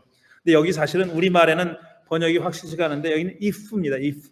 만일 여러분이 서로 물고뜯고 잡아먹고 하면, 그렇게 되면은 then 피차 멸망할 터이니 조심하십시오. 이건데, 이것도 이제 사람이 이게 실제 상황이 반영된 거냐 아니면 가정을 하고 있는 거냐라고 얘기하는데, 저는 그것보다 더 우리가 관심을 둬야 할 게 가정법이냐 아니면 직설법이냐인데, 그 차이가 중요하다고 생각하지 않고, 실제로 바울은 이와 유사한, 그러니까 교회가 야수들의 전쟁터가 되고 있다라는 그런 느낌이에요. 서로 물고 뜯고 한다는 거잖아요. 그러니까 그거는 교회가 지금 야수들의 전쟁터가 되고 있다는 그런 걱정을 지금 하는 거죠, 바울이. 자유에 대해, 자유가 뭐냐라고 하는 거 지금 윤경의 교우가 말씀하셨지만 앞으로 더 계속 얘기합니다.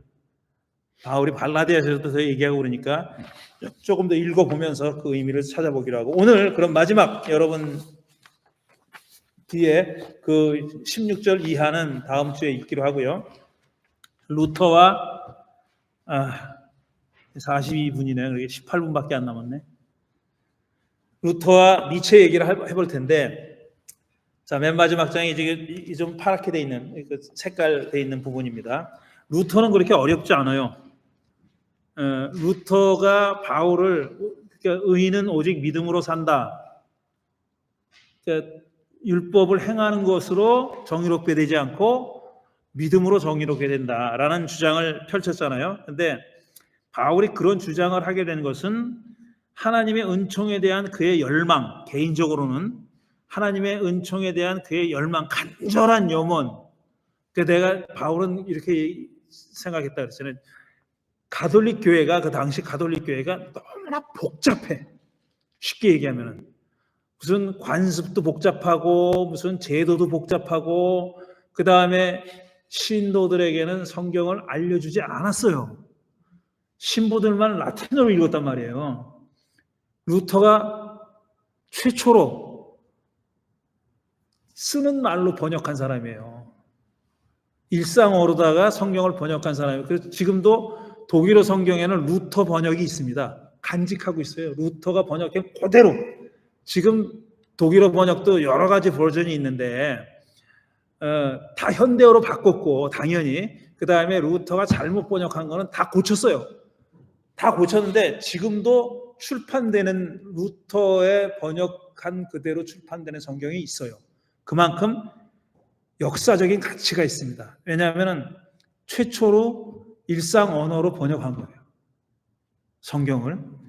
그러니까 가톨릭 교회가 그걸 안 했단 말이에요. 안 하고 자기들끼리만, 신부들끼리만 꿍짝꿍짝하고 막 그러면서 교인들은 성경을 읽을 수가 없고 신부가 말해주는 것만 아는 거예요. 게다가 미사 시간에는 항상 라틴어를 읽었어요. 사람들은 무슨 뜻인지도 몰라. 마태복음이 읽는지 누가복음이 읽는지도 몰라요. 한마디로 얘기하면은. 그렇게 성경을 안 알려줬어요. 그런 현실에 대해서 아주 굉장히 문제가 많았고 가톨릭 교회가 여러분이 상상한 것 이상으로 타락해 있었습니다.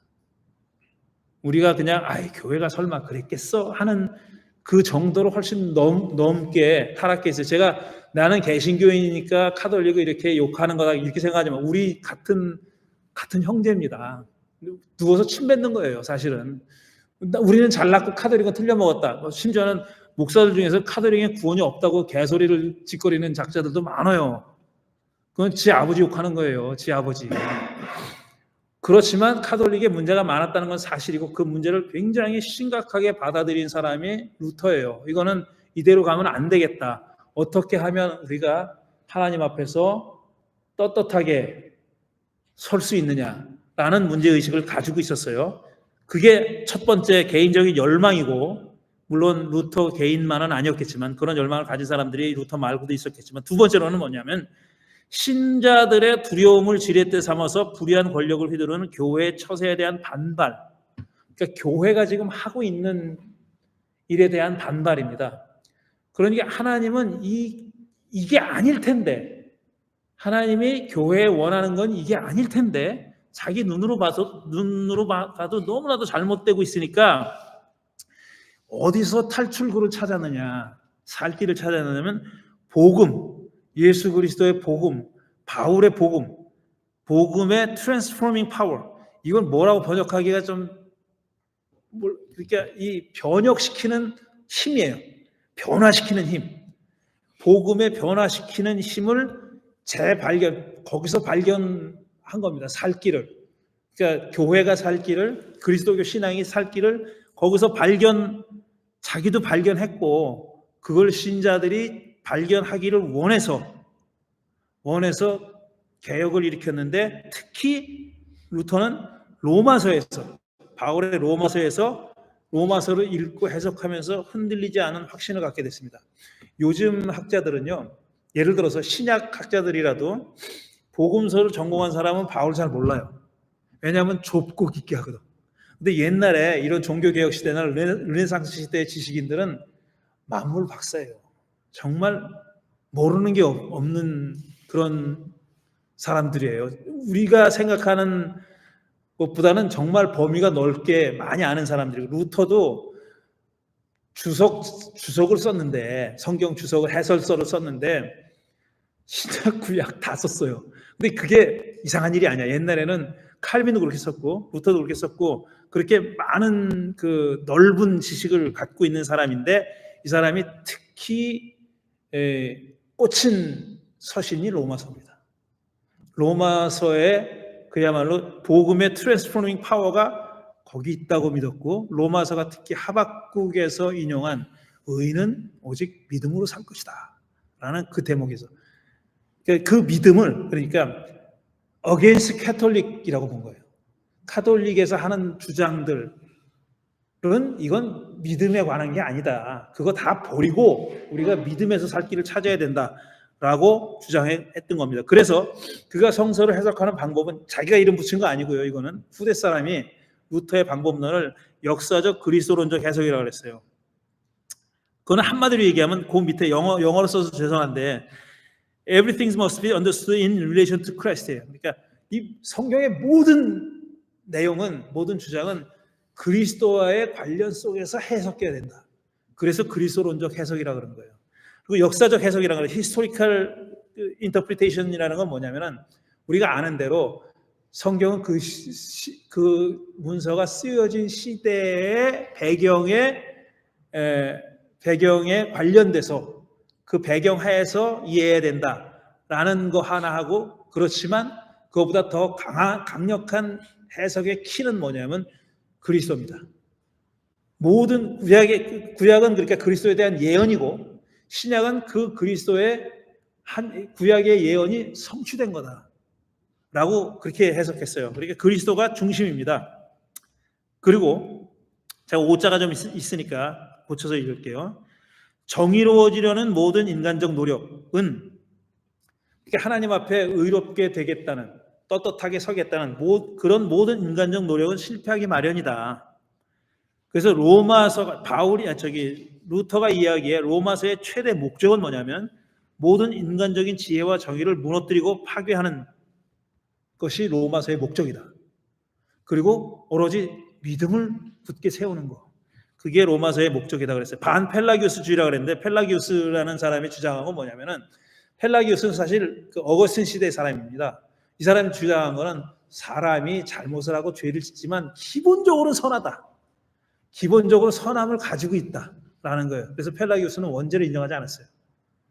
어거스틴은 원죄를 인정하고 원죄 교리를 세운 사람인데, 펠라기우스는 그걸 인정하지 않았어요. 그게 사람의 자유의지의 가치를 매우 높게 평가했어요. 사람은 자기 스스로 의지로 선하게 살 수 있다라고 주장한 사람입니다.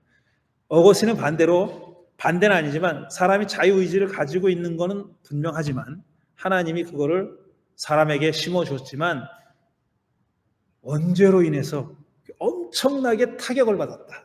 그게 오염됐다라고 생각했어요. 그래서 자유의지에 발휘되는 범위나 능력이나 이런 것이 굉장히 제한적이다라고 했던 사람이 어거스틴이에요. 그러니까 이 펠라기우스 같은 사람이 주장한 것을 루터는 인정할 수가 없는 거죠. 인간은 전적으로 타락했고 자유의지도 굉장히 제한적이고, 그래서 하나님의 은총을 통한 믿음으로만 의롭게 된다라고 주장했던 사람이에요. 그 밑에 영어로 길게 쓰여 있는 건 뭐냐면은, 우리가 구원받을 수 있는 근거는 외부에서 오는 거다. 자가 발전하는 게 아니다. 사람은 그거를 할 수 있는 능력이 없다. 왜냐하면 다 타락했기 때문에. 그런 도덕적, 윤리적 능력이 없다. 그러니까 우리는 하나님의 은총에 기대는 수밖에 없다. 하나님의 은총만이 우리를 이 악의 구렁텅이에서 해방시키고 당신 앞에, 하나님 앞에 설 수 있게, 의롭게 설 수 있게 만들어준다. 외부에서 오는 것이고 사람에게는 낯선 것이다. 이런 거. 맨 마지막 문장이 is foreign 그랬잖아요. From outside, completely from outside예요. 완전히 바깥에서부터 오는 것이고 이거는 낯선 거다. 우리가 만들어낸 자가 발전하는 게 아니다라는 그런 얘기를 했습니다. 그래서 그렇지만 감사하게도 하나님의 넘치는 은총은 인간의 어두운 죄를 압도한다. 그거보다 훨씬 크다. 그래서 의롭게 됨이, 우리 사람이 의롭게 되는 것은 행위에 우선하기 때문에, 그러니까 행위를 하기 전에 우리가 의롭게 됐기 때문에 선한 행동을 하는 거다 이거예요. 선한 행동을 하기 때문에 우리가 의로워지는 게 아니라 먼저 선물로, 은총으로 의롭게 됐기 때문에 우리가 선한 행동을 하는 것이다 라고 주장한 사람이 루터입니다. 그런데 니체는 이 모든 것들이 다 틀려먹었다라고 주장한 사람이에요. 니체는. 자, 루터에 대해서 뭔가 질문하실 게 있습니까? 루터가 많은 얘기를 했는데 특히 이제 바울에 대한 얘기만 제가 축약해서 지금 소개한 겁니다. 이런 사람이 종교개혁자 루터입니다. 그럼 루터의 이야기가 전적으로 다 옳지도 않고 전적으로 다 틀리지도 않았어요. 루터가 왜 그런 주장을 했느냐, 어떤 환경에서 그런 주장을 했느냐 하는 걸 이해해야 돼요. 그러니까 루터가 왜 그런 주장을 했는지 역사적 배경을 모르고 그 주장만을 딱 띄워오면은 오해할 가능성이 많은 겁니다. 그때 상대가 누구였고 환경이 어땠고 하는 것을 알아야 돼요. 그러니까 지금 카톨릭 교회 같으면은 16세기의 카톨릭 교회가 지금 카톨릭 교회 같으면은 루터가 그렇게 나오지 않았을 겁니다. 지금 카톨릭도 물론 문제가 많다고 생각하는 사람들이 있어요. 카톨릭 안에도 있고 개혁해야 된다는 얘기도 하고, 그리고 지금 프란시스코 교장이 프란시스코 교정이 매우 진보적인 사람이잖아요. 그래서 프란시스코 그 양반이 교황이 됐을 때 뭐라고 얘기했냐면 저 사람 암살 당할 거다 그랬어요. 저 바티칸이 저 사람을 놔둘 리가 없다. 그리고 다들 뭐 카톨릭은 교정을 막 떠받드는 것 같지만 그 주위에 있는 사람들은 또 안 그렇거든. 갓파더를 보세요. 갓파더를 대부를 모시라고 그러면 대부에 얼마나 추기경들이 얼마나 개판이고 바티칸 뱅크 그거 먹으려고 난리치고 막 그러잖아요. 그러니까 프란시스코가 바티칸 이 뱅크를 개혁하는데 많이 성공을 못 하고 있는 거예요. 돈줄이고 재산이 엄청나거든 거기가. 근데 그게 굉장히 어둠 속에서 운영되고 있는 거예요. 그러니까 그거를 다들 못할 거다 그랬어요.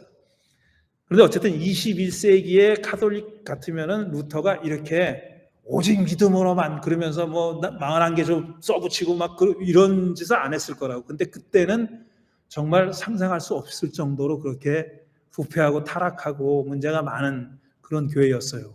거기서 오직 믿음으로만이라고 주장했을 때는 against 캐톨릭입니다. 바울이 오직 믿음으로만 얘기했을 때는 할례를 받아야 하고 그 다음에 유대교인이 먼저 돼야 된다고 주장했던 유대파 출신의 기독교인들의 반대해서 오직 믿음을 얘기한 거예요. 그런데 루터가 오직 믿음을 얘기한 거는 그게 아니라 가톨릭 교회입니다. 가톨릭 교회가 이제 뭐 면죄부를 팔아먹고 뭐 등등 온갖 추악한 짓을 했을 때 거기에 반대해가지고 오직 복음으로 오직 믿음으로 이렇게 주장한 거죠. 그러니까 배경이 달랐다. 그러니까 주장의 내용도 다르다라는 거고요. 5분 시간 딱 지키겠습니다. 그러면 니체는 시작만 하고 말겠어요. 이것도 다음 주에 해야지 뭐. 다음 주에. 자, 니체한테 기독교는 이건 religion of pity. 연민의 종교입니다. 기독교는 연민의 종교. 한마디로 니체는 기독교를 연민의 종교, 약자의 종교, 연민의 종교라고 봤어요. 그리고 기독교를 그렇게 만든 작자가 누구냐? 그 작자가 바울이라고 본 거예요. 니체는 예수는 비판하지 않아요. 왜냐? 바울이 없었더라면 그리스도교라는 종교는 유대 지역의 한 떠돌이 방랑 설교자, 하나님 나라를 외치고 다니는 한 방랑 나사렛 출신의 목수의 아들인 예수라는 자가 일으켰던 그런 아주 섹트, 조그만 분파에 그쳤을 것이다. 그리고 거기는 굉장히 미덕이 있다라고 봤어요. 그리고 예수의 메시지에서는 니체가 큰 문제를 발견하지 못해요. 그런데 그런 섹트의 한 시대를 잠깐 살다가 사라졌을 예수 종파라는 섹트를 세계 종교로 만든 작자가 바울이다. 근데 세계 종교로 만들기 위해서는 예수의 종파가 가지고 있던 많은 유대교적인 요소들, 그거를 이방인들에 전하려고 하니까 다 걷어냈다. 그걸 다 걷어내고 딱 십자가와 부활이라는 그 두 가지만 내세우면서 이방인들에게 접촉을 했다는 거예요. 접근했다는 겁니다. 왜 그러냐 하면은 이 유대교적인 짐이라고 생각한 거예요. 뭐 이거 해라 저거 해라 율법적 조항, 이게 바울이 반율법주의자처럼 보이잖아요. 니체는 바울을 반율법주의자라고 봤어요. 반유대주의자. 유대교에 반대한 자고, 지는 유대이지만 유대교인에 반대한 자고 율법에 반대한 사람이라고 봤어요. 그러니까 그걸 다 걷어내고 나머지 딱 그냥 추상적인 거, 그런 신비한 체험, 자기가 체험 그것만 딸랑 들고 이방인들한테 갔다는 거예요. 왜 그렇게 했냐? 이방인들이 그래야 어프로치하기 쉬우니까. 이방인들에게 어프로치하기 쉬우니까 짐을 잔뜩 갖고 가면 안 하니까 그 사람들이 그렇게 갖고 갔다는 거예요. 그래서 그렇게 갖고 갔는데 결과적으로 나온 게 뭐냐면은 바울이 인벤트한 게 있다는 거예요. 발명해낸 거, 창조해낸 게. 그게 뭐냐? 죄, 양심, 죄의식, 속죄, 이런 것들은 다 바울의 발명품이다. 이렇게 본 겁니다. 바울이 발명해낸 거다. 그리고 바울은 왜 그런 반율법주의자가 됐느냐? 자기가 율법을 엄청나게 지켰잖아요. 그 자랑했잖아요. 나는 율법을 지키는데 남들한테도 훨씬 더 남들보다 뛰어났다. 그런데 그가 신비 체험을 했잖아요. 예수를 신비 체험을 하고 나서 그게 억울했던 거야. 자기가 율법을 지키고 막 그렇게 살아왔던 게 억울했던 거야. 그래서 반율법주의자가 됐다라는 게 니체의 바울 이해입니다. 예? 아니 그러니까 억울했다는 거예요. 자기가 그거 그러니까 바울이 반율법주의자처럼 얘기하잖아요. 율법 지키는 거 다 소용없다라고 얘기했잖아요. 근데 왜 그렇게 됐느냐면 자기가 그걸 지켜보니까 아무것도 아니다. 제가 이제 그게 억울했다는 말은 제 표현이고 저의 표현이고 그게 쓰잘데없는 짓거리였다라는 것을 강하게 강조한 이유는 자기가 그거를 너무나 열심히 했기 때문이라는 거예요. 그리고 그 신비 체험이 자기를 바꿨는데 그러니까 옛날 걸 다 오물처럼 여기게 됐다는 거죠. 다 이거 쓰레기였어. 이렇게 됐다는 거예요. 그래서 그것도 그거지만 자오간 니체가 기독교에 그리고 바울에게 있어서 가장 큰 문제로 본 거는 뭐냐? 죄의식, 그렇게 아주 짐을 많이 진 양심을 굉장히 짐을 많이 진 걸로 이해하는 거예요. 바울이 얘기하는 양심은 그런 거다. 그리고 속죄라는 거, 그러니까 죄를 짓고 용서해 달라 그러고 제물을 바치고 속죄하고 이 사이클이 계속 돌아간다는 겁니다. 그렇게 만들어 놨다는 거예요, 바울이. 사람은 죄를 짓게 마련이고 죄를 지으면 또 잘못되다고 용서를 빌고 제물을 바치고 옛날에 다 제물을 바쳤잖아요. 근데 요즘은 회개 기도라는 걸 하잖아요.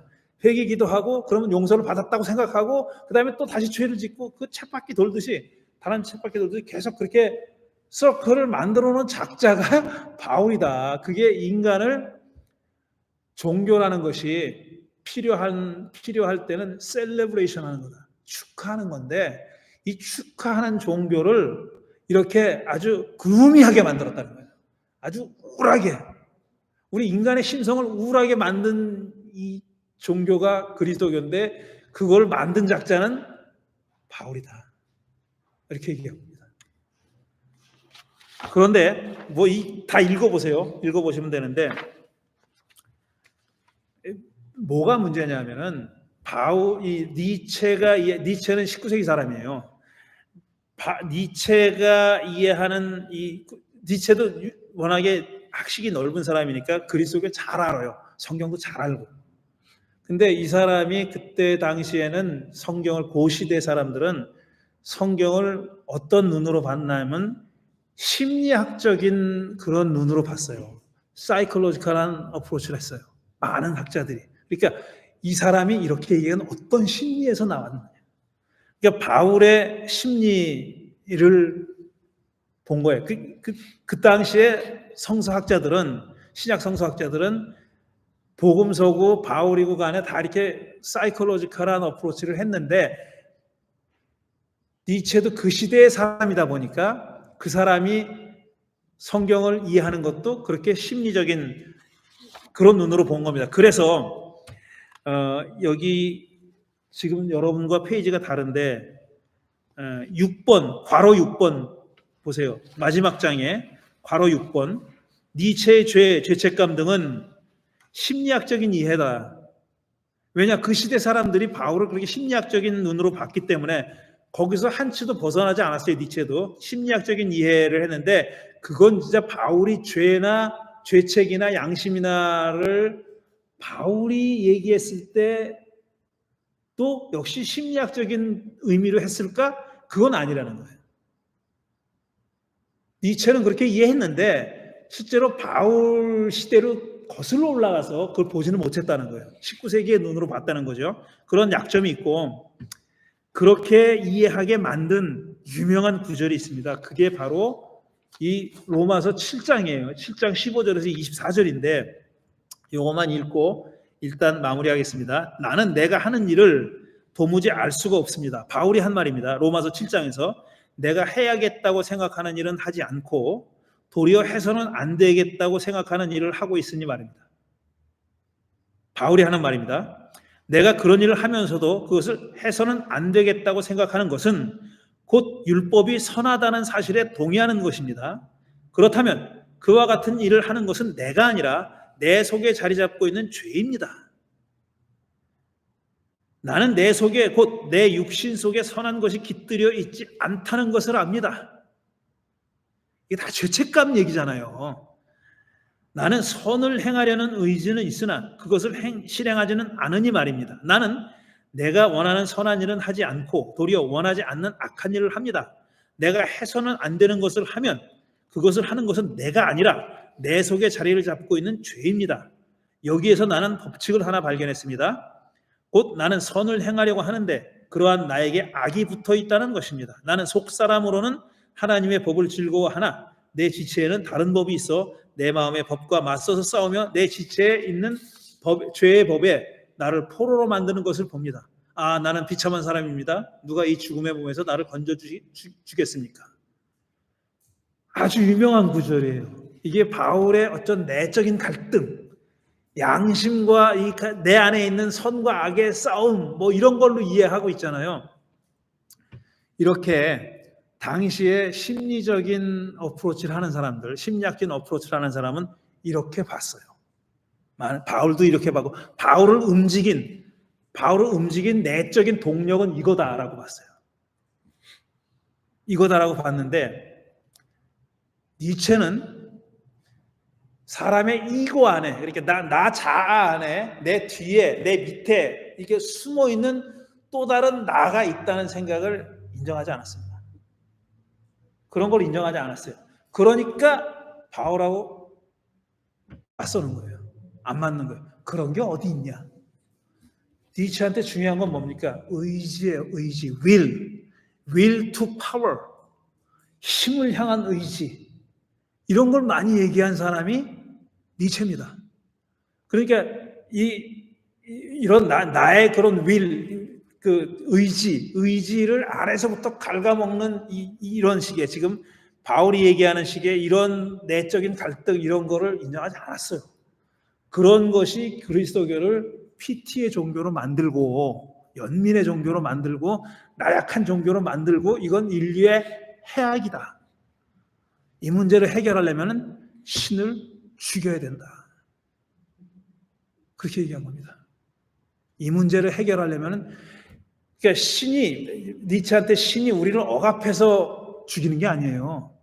우리를 나약한 존재로 만들기 때문에 그런 신은 죽여야 된다는 겁니다. 이게 니체입니다. 저는 결국은 니체를 다 하게 되네. 니체한테 들을 말이 있다고 생각해요.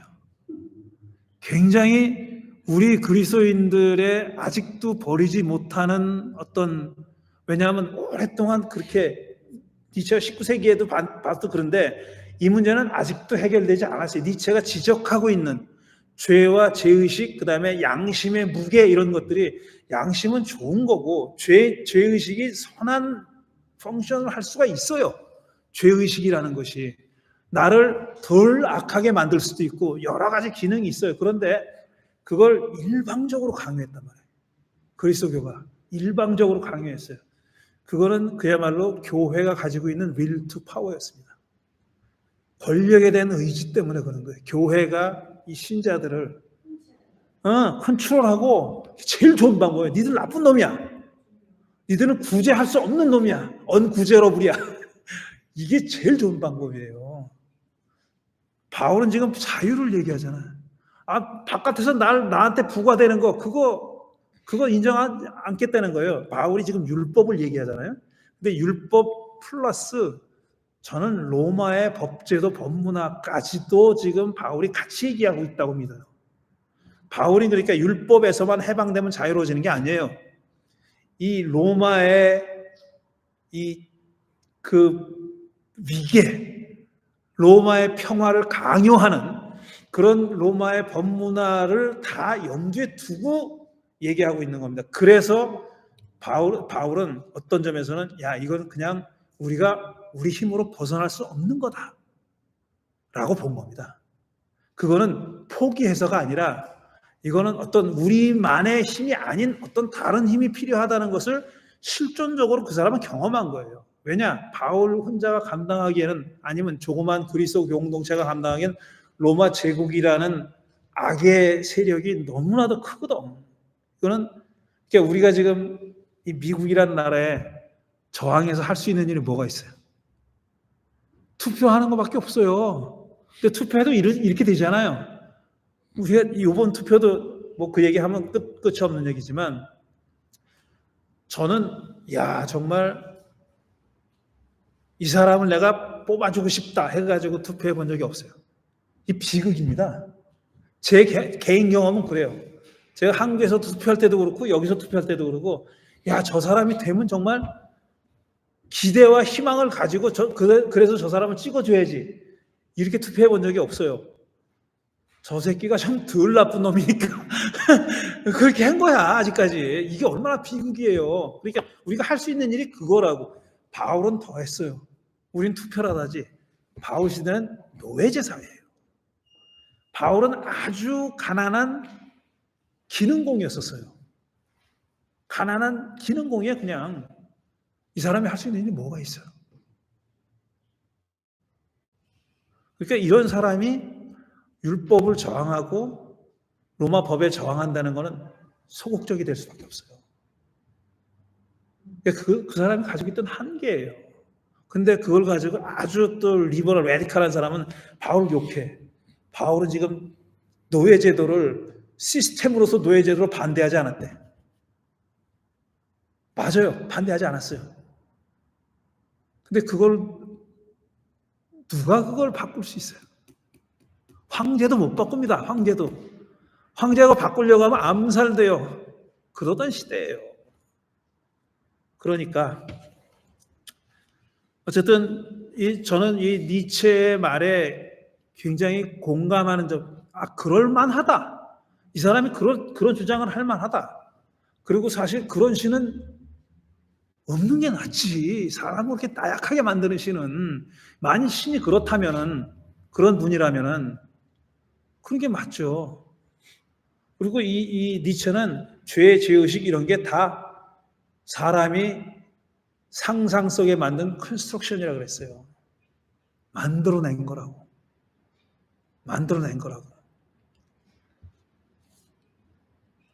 저는 그게 기원은 어딘지 몰라도 사람이 그걸 가지고 논 거는 사실이라고 생각합니다. 그걸 힘든 자들이 가지고 놀고, 소위 이제 오토리티가 있는 사람들이 그걸 가지고 장난질한 거는 부인할 수 없는 사실이라고. 그거 하지 말자는 거예요. 그리스도 공동체는 그거 하지 말자는 거예요.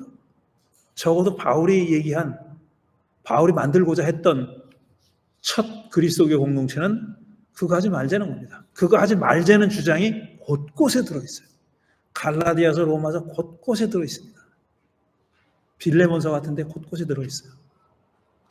그러니까 욕을 하는 건 좋은데 좀 정확하게 알고, 욕먹을 거는 욕하고 우리가 살려야 할 것은 살리고, 그렇게 하자는 겁니다. 12분 초과입니다.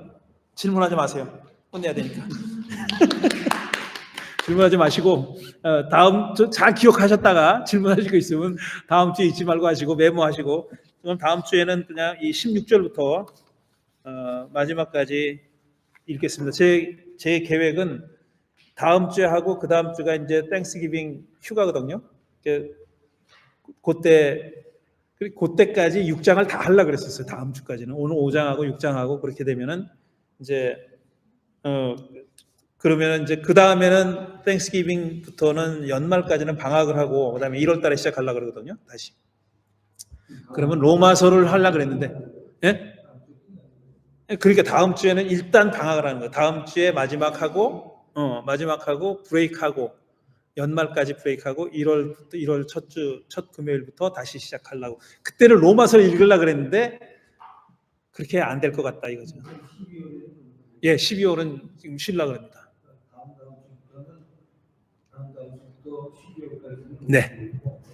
11월 마지막 금요일부터 12월 마지막 금요일까지는 방학입니다. 예, 한 번 남았습니다. 자, 일단 여기서 마무리하겠습니다. 오늘 저녁도 잘 먹었고요. 예. 마치겠습니다. 네.